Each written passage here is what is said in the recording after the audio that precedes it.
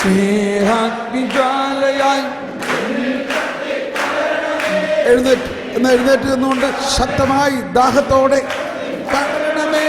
ജീവജലത്തിൻ നിറഞ്ഞു കവിഞ്ഞൊഴുകണമേ. ജീവജലത്തിൻ അരുവിയായി ദാഹത്തോടെ ആത്മാവിന്റെ ഒരു പുതിയ നിറവിന് വേണ്ടി ദാഹിക്കുക.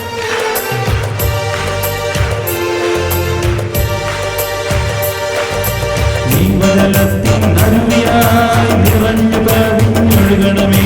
ജീവജലത്തിൻ അരുവിയായി നിറഞ്ഞു കവിഞ്ഞൊഴുകണമേ. സ്നേഹാഗ്നിജ്വാലയായി എന്നിൽ കത്തിപ്പടരണമേ. സ്നേഹാഗ്നിജ്വാലയായി എന്നിൽ കത്തിപ്പടരണമേ. ജീവജലത്തിൻ അരുവിയായി നിറഞ്ഞു കവിഞ്ഞൊഴുകണമേ.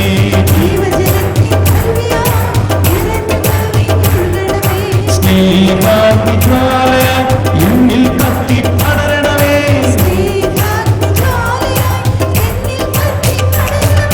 ജീവജലത്തിൻ അരുവിയായി നിറഞ്ഞു കവിഞ്ഞൊഴുകണമേ. ജീവജലത്തിൻ അരുവിയായി നിറഞ്ഞു കവിഞ്ഞൊഴുകണമേ. സ്നേഹാഗ്നിജ്വാലയായി എന്നിൽ കത്തിപ്പടരണമേ. സ്നേഹാഗ്നിജ്വാലയായി എന്നിൽ കത്തിപ്പടരണമേ. ജീവജലത്തിൻ അരുവിയായി നിറഞ്ഞു കവിഞ്ഞൊഴുകണമേ. ജീവജലത്തിൻ അരുവിയായി നിറഞ്ഞു കവിഞ്ഞൊഴുകണമേ. സ്നേഹാഗ്നിജ്വാലയായി എന്നിൽ കത്തിപ്പടരണമേ.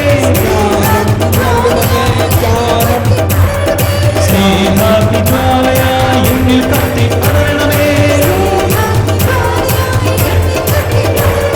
Hallelujah hallelujah hallelujah hallelujah hallelujah. എന്നിൽ വാഴും ആത്മാവേ ജ്ഞാനത്താൽ നിറയ്ക്കണമേ. ജ്ഞാനം നൽകണമേ. ജ്ഞാനം നൽകണമേ. ജ്ഞാനം നൽകണമേ. ജ്ഞാനം നൽകണമേ. ജ്ഞാനം നൽകണമേ. ജ്ഞാനം നൽകണമേ. എന്നിൽ വാഴും ആത്മാവേ ജ്ഞാനത്താൽ നിറയ്ക്കണമേ. എന്നിൽ വാഴും ആത്മാവേ ജ്ഞാനത്താൽ നിറയ്ക്കണമേ.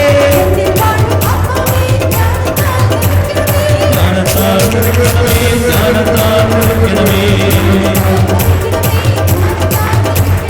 ജ്ഞാനം നൽകണമേ. ജ്ഞാനം നൽകണമേ.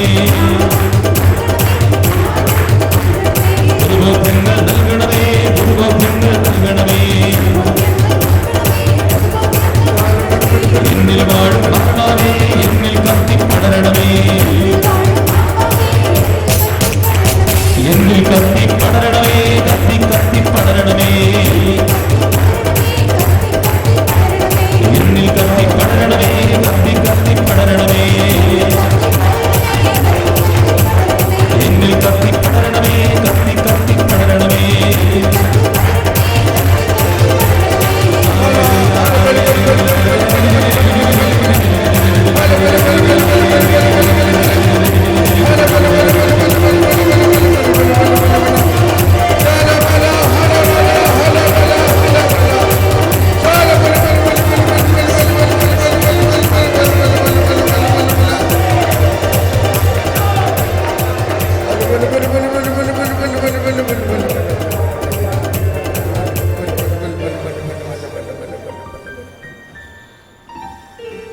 വിശ്വാസം വർദ്ധിപ്പിക്കണമേ. ഓ ദൈവമേ, ഞങ്ങളുടെ വിശ്വാസം വർദ്ധിപ്പിക്കണമേ. പരിശുദ്ധാത്മാവേ, ഞങ്ങളുടെ വിശ്വാസം വർദ്ധിപ്പിക്കണേ. ഒന്നെല്ലാവരും പ്രാർത്ഥിക്കാം. പരിശുദ്ധാത്മാവേ, ഞങ്ങളുടെ വിശ്വാസം വർദ്ധിപ്പിക്കണമേ. വിശ്വാസം വർദ്ധിപ്പിക്കണമേ. വിശ്വാസത്തിന്റെ ഉള്ളടക്കം ഞങ്ങൾക്ക് നൽകണമേ. Praise the lord. നമുക്കിരിക്കാം.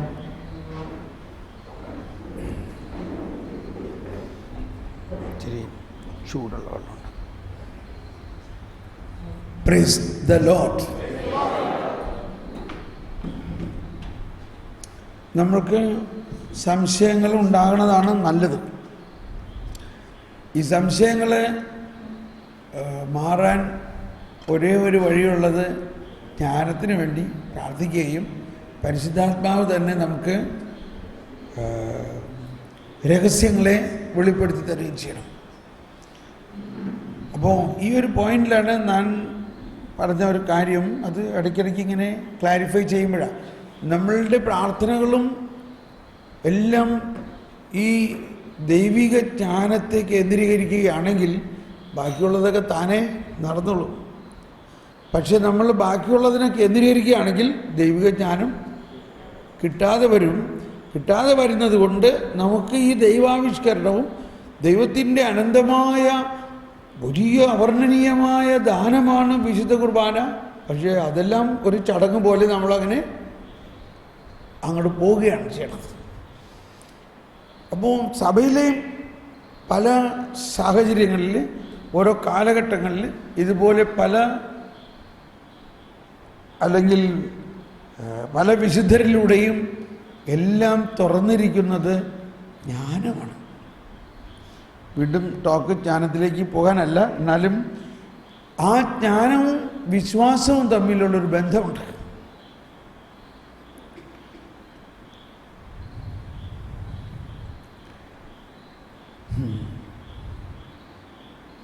ഓക്കെ, അപ്പോൾ നമ്മളുടെ സബ്ജക്റ്റ് അടുത്തത് വിശ്വാസത്തെക്കുറിച്ചാണ്. വിശ്വാസത്തിൻ്റെ ഉള്ളടക്കമാണ്. വിശ്വാസത്തിൻ്റെ ഉള്ളടക്കം. ഈ വിശ്വാസം ദൈവത്തിൻ്റെ ദാനമാണെന്നുള്ളത് നമ്മൾ മനസ്സിലാക്കണം. ദൈവത്തിൻ്റെ ദാനമാണ്. ഈ ദൈവത്തിൻ്റെ ദാനത്തിൽ ഉള്ള ഒരു കാര്യം എന്താ? നമ്മൾ ഇന്നലെയൊക്കെ പറഞ്ഞു, 10 ഏക്കർ സ്ഥലത്ത് നിന്ന് നമുക്ക് ഭാഗിച്ച് നമ്മൾക്ക് ഓഹരി കിട്ടി. അത് ദൈവികമായിട്ടുള്ള നിധിയാണെങ്കിൽ 10 മക്കളുണ്ടെങ്കിൽ 10 മക്കൾക്കും 10 ഏക്കർ വെച്ച് കിട്ടും. അതാണ് ദൈവത്തിൻ്റെ ദാനത്തിൻ്റെ പ്രത്യേകത. അപ്പോൾ ദൈവത്തിൻ്റെ ദാനം ഇൻഫിനിറ്റാണ്, അനന്തമാണ്. അനന്തമായ ഒരു സബ്സ്റ്റൻസിൽ നിന്നും ഒരു കടുകുമണി കിട്ടിയാൽ അത് അനന്തം. അപ്പോൾ ഇതാണ് ഈശോ സുവിശേഷത്തിലെ വലിയൊരു കാര്യം. നിങ്ങൾക്ക് ഒരു കടുകുമണിയോളം വിശ്വാസമുണ്ടെങ്കിൽ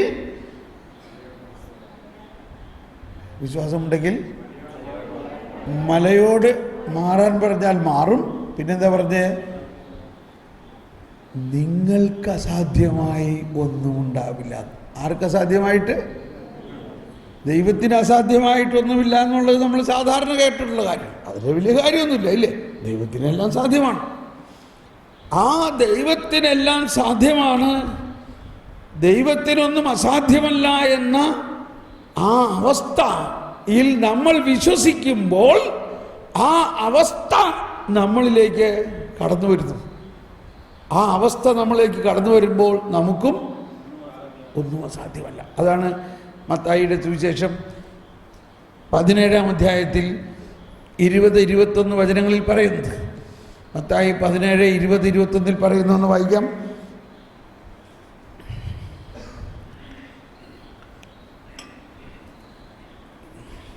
യേശു പറഞ്ഞു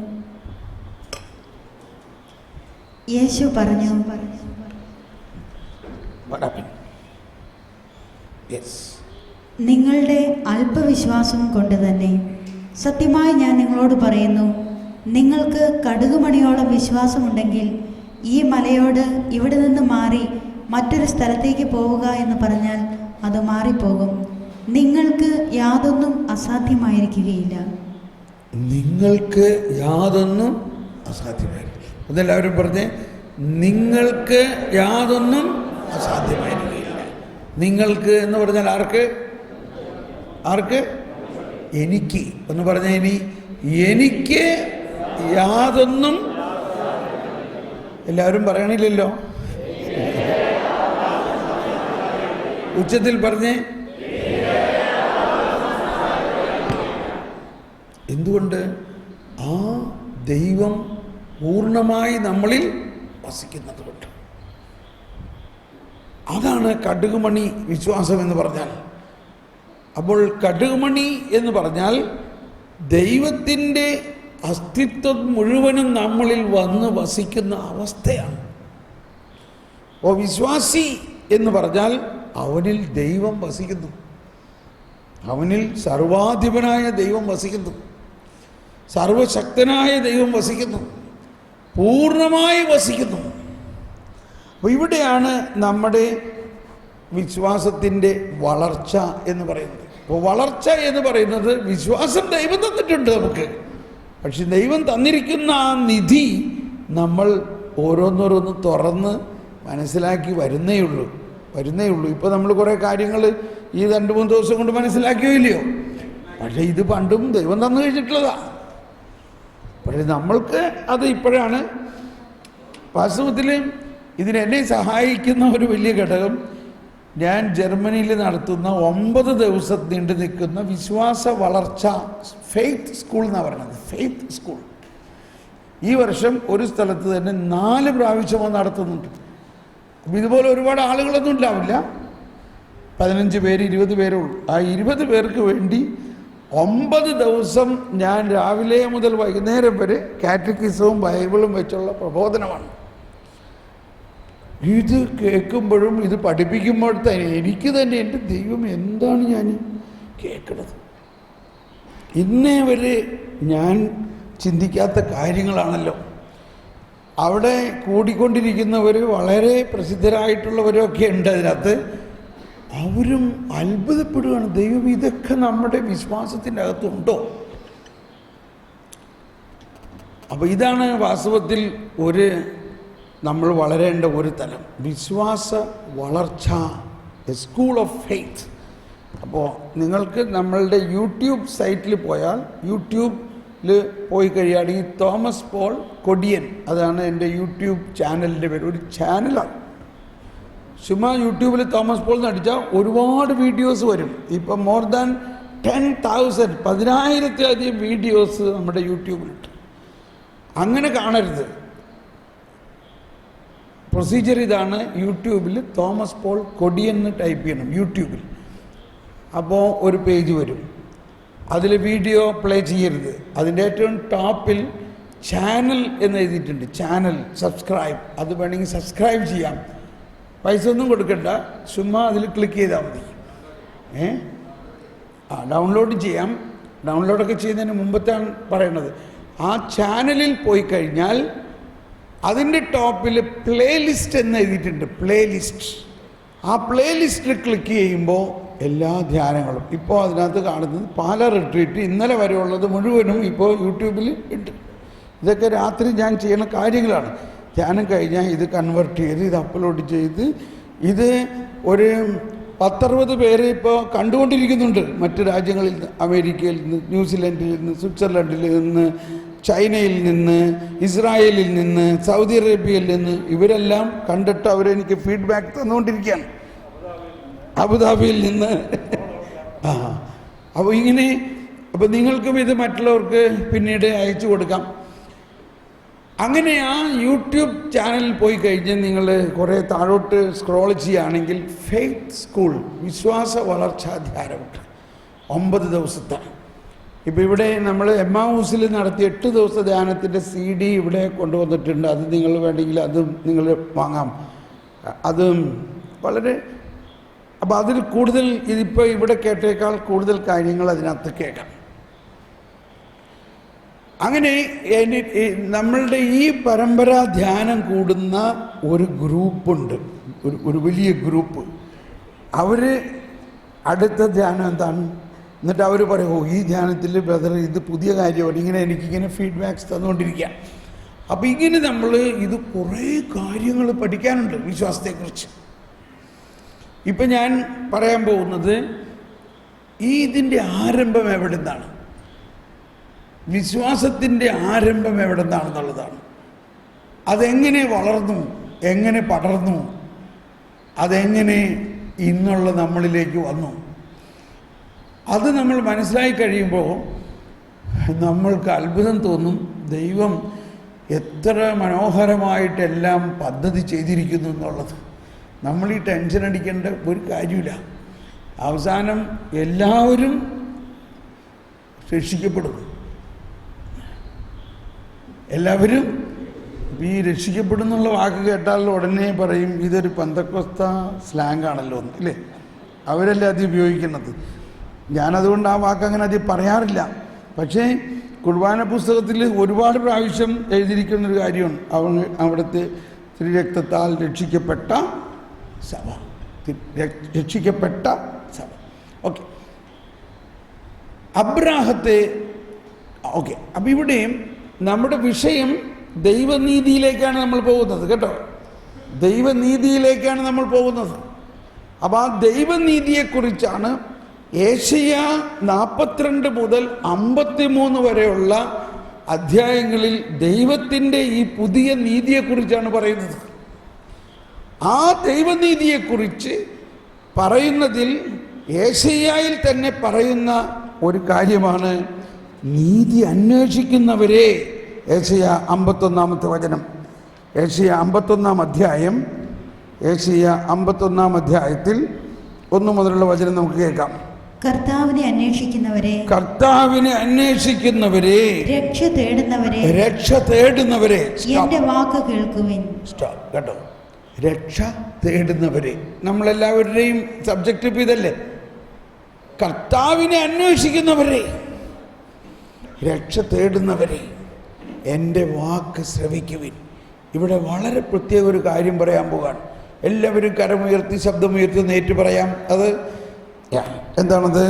നിങ്ങളെ വെട്ടിയെടുത്ത പാറയിലേക്കും നിങ്ങളെ കുഴിച്ചെടുത്ത ഖനിഗർഭത്തിലേക്കും നോക്കുവിൻ. നിങ്ങളുടെ പിതാവായ അബ്രാഹത്തെയും നിങ്ങളെ വഹിച്ച സാറയെയും നോക്കുവിൻ. Price the Lord. കർത്താവിനെ അന്വേഷിക്കുന്നവരെ, രക്ഷ തേടുന്നവരെ നിങ്ങൾ എവിടെ നോക്കണം? നിങ്ങളെ വെട്ടിയെടുത്ത പാറ. ഈ പാറയാണ് ഈശോ തന്നെ പരാമർശിക്കുന്ന പല സ്ഥലത്തും. പത്രോസേ, നീ പാറയാകുന്നു. നിന്നെ വെട്ടിയെടുത്ത പാറയിലേക്കും നിന്നെ കുഴിച്ചെടുത്ത ഖനിഗർഭത്തിലേക്ക് നോക്കുവിൻ. എന്താണ് ആ പാറ? വിശ്വാസമാണ്. എന്നിട്ട് പറയുകയാണ് പ്രവാചകൻ തന്നെ, നിങ്ങളുടെ പിതാവായ അബ്രാഹത്തെയും നിങ്ങളെ വഹിച്ച സാറയെയും നോക്കുവിൻ. വാസ്തവത്തിൽ ഇപ്പോൾ നമുക്കത് കുറച്ച് മനസ്സിലാകും. ഇനി നമ്മൾ പ്രാർത്ഥിച്ചത് ജ്ഞാനത്തിന് വേണ്ടിയിട്ടാണ്. ഒരുപക്ഷെ ഈ വിശ്വാസത്തിൻ്റെ ഈ കാര്യങ്ങൾ നമ്മൾക്ക് കൂടുതൽ ആഴമായിട്ട് മനസ്സിലാക്കാൻ ഇനിയും ജ്ഞാനം വേണം. അതത്ര എളുപ്പം മനസ്സിലാവുന്നതല്ല. കഴിയുന്നത് ഞാൻ പരിശ്രമിക്കുകയാണ്. പക്ഷെ ഞാൻ പറഞ്ഞതുകൊണ്ടും നിങ്ങൾ കേട്ടതുകൊണ്ടും മനസ്സിലാവണമെന്നില്ല. പരിശുദ്ധാത്മാവ് നമ്മളിൽ പ്രവർത്തിക്കുന്ന ആ ജ്ഞാനം, അപ്പം അതിന് വേണ്ട നമ്മളുടെ ഒരു തുറവിയാണ്. നമ്മൾ അതിനു വേണ്ടി പൂർണ്ണമായിട്ട് പരിശുദ്ധാത്മാവെ ജ്ഞാനം നൽകണേ, വെളിപാട് നൽകണേ എന്ന് പ്രാർത്ഥിച്ചുകൊണ്ട് തന്നെ ഇരിക്കുക. ഇപ്പോൾ ഒരു മകൾ പറഞ്ഞില്ലേ, ഇച്ചിരി തമാശയൊക്കെ പറയണതാണ് നല്ലതെന്ന്, ഇല്ലേ? പക്ഷേ ഈ തമാശ ഇങ്ങനെ ഒരു സ്ട്രീം ഇങ്ങനെ വരുമ്പോൾ അതിൻ്റെ ഇടയ്ക്ക് തമാശ വരില്ല. അതാണ് പ്രശ്നം. അതുകൊണ്ട് ക്ഷമിക്കണം. ഇനി ഞാൻ ഈ തമാശ പറയണത് എനിക്കൊക്കെ ആഗ്രഹമുണ്ടെങ്കിലും ഈ കഴിഞ്ഞ 2 ദിവസം മുമ്പ് ഞാനൊരു ടോക്കിൽ കുറേ തമാശ കേട്ടു. പക്ഷേ ഇപ്പം എൻ്റെ മനസ്സിൽ ആ തമാശ മാത്രമേ വരുന്നുള്ളൂ. അതിനിടയ്ക്ക് അയാൾ പറഞ്ഞ വചനം എൻ്റെ മനസ്സിൽ വരുന്നില്ല. ആ തമാശ ഭയങ്കര അട്രാക്റ്റീവായിരുന്നു. ആ തമാശ വരുന്നുള്ളൂ. എന്നാൽ അതത്ര പറയാൻ കൊള്ളാത്ത തമാശ ആയതുകൊണ്ട് പറയാനും പറ്റില്ല വേറെ ആരും. ഇപ്പം എന്ത് ചെയ്യുന്ന ആലോചിച്ച് നോക്കി. ഈ പറയാൻ പറ്റാത്ത തമാശകളായിരിക്കും നമുക്ക് കൂടുതൽ. എനിവേ, അതുകൊണ്ട് ക്ഷമിക്കണം. പക്ഷേ പരിശുദ്ധാത്മാവ് നമുക്ക് ഇതെല്ലാം മനസ്സിലാക്കി തരും. ഒന്നുകൂടി നമുക്ക് ഏറ്റുപറയാം. നിങ്ങളെ വെട്ടിയെടുത്ത പാറയിലേക്കും നിങ്ങളെ കുഴിച്ചെടുത്ത ഖനിഗർഭത്തിലേക്കും നോക്കുവിൻ. നിങ്ങളുടെ പിതാവായ അബ്രാഹത്തെയും നിങ്ങളെ വഹിച്ച സാറയെയും നോക്കുവിൻ. അബ്രാഹം ഏകനായിരിക്കെ ഞാൻ അവനെ വിളിച്ചു, ഞാൻ അവനെ അനുഗ്രഹിച്ചു, അവൻ വർദ്ധിച്ചു പെരുകി. കർത്താവ് സിയോനെ ആശ്വസിപ്പിക്കും, അവളുടെ വിജന പ്രദേശങ്ങളെ സാന്ത്വനപ്പെടുത്തും, അവളുടെ മരുഭൂമി പ്രദേശങ്ങളെ ഏദെൻ തോട്ടം പോലെയും മണലാരണ്യങ്ങളെ കർത്താവിന്റെ തോട്ടം പോലെയും ആക്കും. സന്തോഷവും ആനന്ദവും നന്ദി പ്രകടനങ്ങളും ഗാനാലാപനങ്ങളും അവളിൽ നിറയും. എന്റെ ജനമേ, എന്റെ വാക്ക് കേൾക്കുവിൻ, എന്റെ രാജ്യമേ എനിക്ക് ചെവി തരുവിൻ. എന്നിൽ നിന്ന് ഒരു നിയമം പുറപ്പെടും, എന്റെ നീതി ജനങ്ങൾക്ക് പ്രകാശമായി ഭവിക്കും. ഞാൻ വേഗം അവരെ മോചിപ്പിക്കും, എന്റെ രക്ഷ കടന്നു വരുന്നു, എന്റെ കരം ജനതകളെ ഭരിക്കും. Praise the Lord. ഈ വചനമാണ് ഈശോ അവിടെ താഴെ എഴുതണമെന്ന് ഞാൻ പറഞ്ഞില്ലേ. എന്തായിരിക്കാം എഴുതൂന്ന് പറഞ്ഞത്? എന്നിൽ നിന്ന് ഒരു നിയമം പുറപ്പെടും, എൻ്റെ നീതി ജനങ്ങൾക്ക് പ്രകാശം. അപ്പൊ ഇതാണ് ഏശയ്യായിലൂടെ പറയുന്ന, യേശുവിലൂടെ സംസ്ഥാപിതമാകാനിരിക്കുന്ന പുതിയ ഒരു നീതി. ആ പുതിയ നീതി വന്നു കഴിയുമ്പോൾ സിയോൻ ആശ്വാസമാകും. ഇപ്പോൾ നിങ്ങൾക്ക് ആശ്വാസം തോന്നുന്നുണ്ടോ? പാപത്തെക്കുറിച്ച് ഭാരമാണോ തോന്നുന്നത്? ചിന്തിക്കുമ്പോൾ ആശ്വാസമാണോ തോന്നുന്നത്? ദൈവം ശിക്ഷിക്കുമെന്ന് തോന്നുന്നുണ്ടോ? എന്തു കാരണം വെച്ചാലും തോളിലേറ്റി സ്വർഗത്തിലേക്ക് കൊണ്ടുപോകുന്നുള്ളതിന് യാതൊരു സംശയമില്ല. എത്ര വലിയ പാപിയെയും. അപ്പോൾ അതിൻ്റെ ഒരു ഫ്ലോ ആണ് ഇവിടെ കാണുന്നത്. എൻ്റെ ജനമേ, കണ്ടോ, എന്തോ ഒരു വ്യക്തിപരമായ ഒരു പേഴ്സണലൈസേഷനാണ് അവിടെ. എൻ്റെ രാജ്യമേ എനിക്ക് ചെവി തരുവിൻ, എന്നിൽ നിന്ന് ഒരു പുതിയ നിയമം. അത് ഞാൻ ചേർത്തതാണ്, പുതിയതെന്നുള്ളൊരു നിയമം. കാരണം ഇത് ഏശയാണ്, നിയമം പണ്ട് വന്നിട്ടുള്ളതാണ്. ഞാൻ വേഗം അവരെ മോചിപ്പിക്കും. ഓക്കെ, അപ്പോൾ ഇവിടെ നമ്മുടെ പ്രധാന വിഷയം എന്താണ്? ആ പാറ. എങ്ങനെയാണ് അബ്രാഹത്തിന് ഈ വിശ്വാസം കിട്ടിയത്? അവിടെ പറഞ്ഞിരിക്കുന്ന ഒരു വാക്ക് കേട്ടോ, അവൻ ഏകനായിരുന്നപ്പോൾ കർത്താവ് അവനെ വിളിച്ചു. ഇതിനെ നമ്മൾ മനസ്സിലാക്കേണ്ടത്, ഇന്ന് ഇപ്പോൾ നമ്മൾ കണ്ടോ, നമ്മൾ ഇത്രയും വിശ്വാസികളുടെ സമൂഹമാണ്. നമ്മൾ ആരാണത്? വിശ്വാസികളുടെ സമൂഹം. സഭ എന്നത് തന്നെ വിശ്വാസി. ഒന്ന് നോക്കി, സഭയുടെ വിശ്വാസികളുടെ കൂട്ടായ്മയാണ്. അന്ന് അങ്ങനെ ഒരു കൂട്ടായ്മ ഉണ്ടായിരുന്നില്ലാത്ത അവസ്ഥ ഒന്ന് ചിന്തിക്കണം. അബ്രാഹം വിശ്വാസത്തെ സംബന്ധിച്ച് അബ്രാഹത്തിനും വിശ്വാസം ഉണ്ടായിരുന്നില്ല. ഇനി അബ്രാഹത്തെ വിളിച്ച സമയത്ത് അബ്രാഹം ഏകനായിരുന്നു എന്ന് പറഞ്ഞാൽ അബ്രാഹത്തിനെ സപ്പോർട്ട് ചെയ്യാനായിട്ട് ആരുമില്ല. ഇപ്പം അതിനെ അല്പം നാടകീയമായിട്ട് നമുക്കൊന്ന് ചിന്തിക്കാം. അബ്രാഹം ഒരുപക്ഷെ വയലിൽ വേല ചെയ്തുകൊണ്ടിരിക്കുകയാണെന്ന് വിചാരിച്ചു. അങ്ങനെ വേല ചെയ്തുകൊണ്ടിരിക്കുന്ന സമയത്ത് പെട്ടെന്ന് ഒരു ശബ്ദം കേൾക്കുകയാണ്, അബ്രാം, അബ്രാം.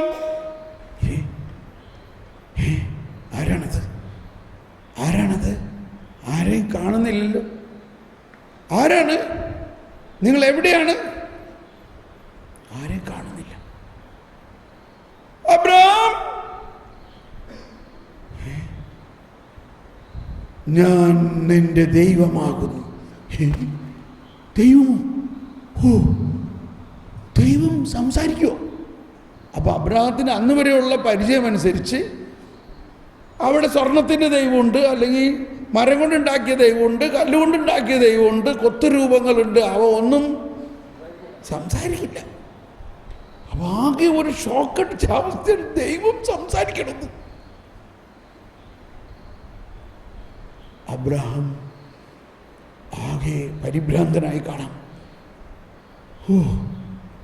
അബ്രഹാം, ഞാൻ ആകാശവും ഭൂമിയും സൃഷ്ടിച്ച ദൈവമാകുന്നു. ആകാശവും ഭൂമിയും സൃഷ്ടിച്ചാളുന്നു. അതാണില്ലേ ദൈവം. ഇപ്പം ഈ സമയത്ത് ഞാൻ ആകാശവും ഭൂമിയും സൃഷ്ടിച്ച ദൈവമാകുന്നു എന്ന് ദൈവം അബ്രാഹത്തിനോട് പറയുമ്പോൾ അബ്രാഹത്തിൻ്റെ ഉള്ളിൽ ആ ബോധ്യം, അറിവ്, ആ വിശ്വാസം പകരുകയായിരുന്നു. Price the Lord. കേട്ടോ, ഞാൻ പറയുമ്പോൾ ഞാൻ സംസാരിക്കുന്നത് സ്വമേധയല്ല, പിതാവ് തൻ്റെ പ്രവൃത്തി ചെല്ലുകയാണ്. അബ്രാഹാം ഇത് കേട്ടു. വീണ്ടും കർത്താവ് അരുളി ചെയ്തു, അബ്രാഹാം, അബ്രാഹാം, ഞാൻ നിന്നെ ഒരു അനുഗ്രഹമാക്കും.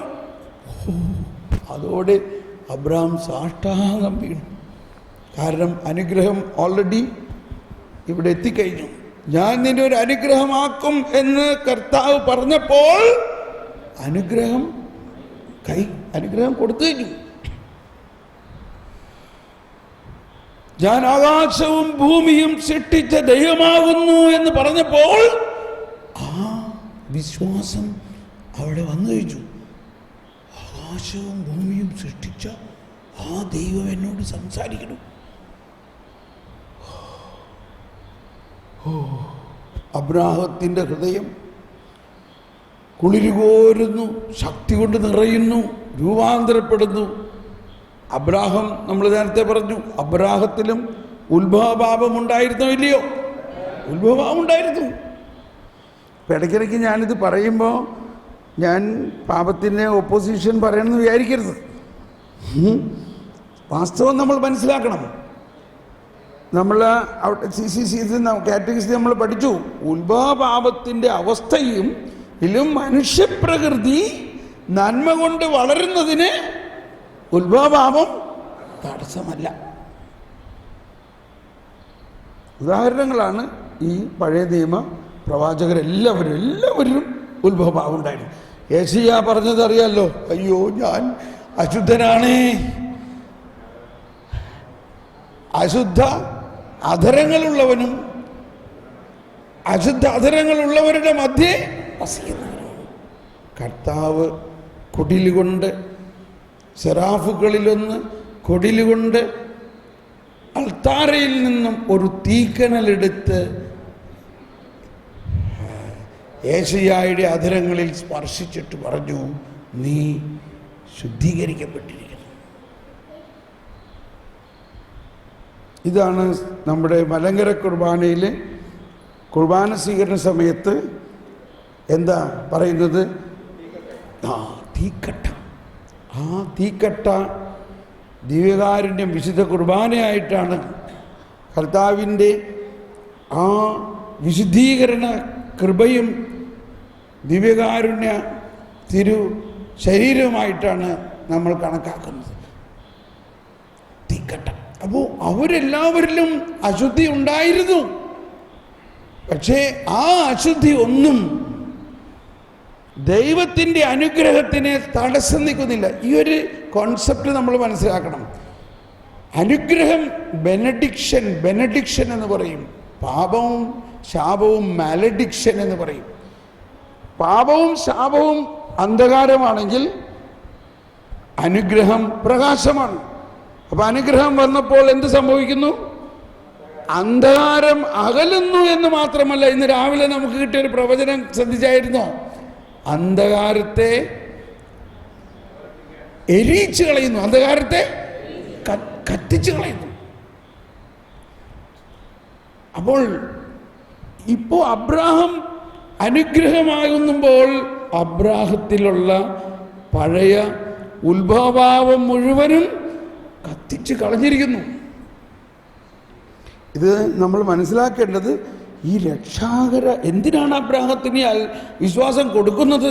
അബ്രാഹത്തിൻ്റെ വ്യക്തിപരമായ ഒരു കാര്യത്തിന് വേണ്ടിയല്ല, പ്രപഞ്ചം മുഴുവനും ഉണ്ടാകേണ്ട രക്ഷാകര പദ്ധതിയുടെ വിത്താണത്, വിത്ത്. അപ്പം ആ രക്ഷാകര പദ്ധതിയിൽ തന്നെ അനുഗ്രഹം വരുമ്പോൾ പാപം പോയിക്കൊള്ളും. അപ്പോൾ നമ്മൾ എന്തിനെ കോൺസെൻട്രേറ്റ് ചെയ്യുന്നു? അനുഗ്രഹത്തിനെ കോൺസെൻട്രേറ്റ് ചെയ്യുന്നു. അപ്പോൾ അബ്രാഹത്തിനോട് പറയുകയാണ്, നിന്നെ ഞാൻ ഒരു അനുഗ്രഹമാക്കും. അബ്രാഹം അവിടെ നിന്ന് എണിക്കാൻ പറ്റുന്നില്ല, സാഷ്ടാംഗം വീണ് കിടക്കുകയാണ്.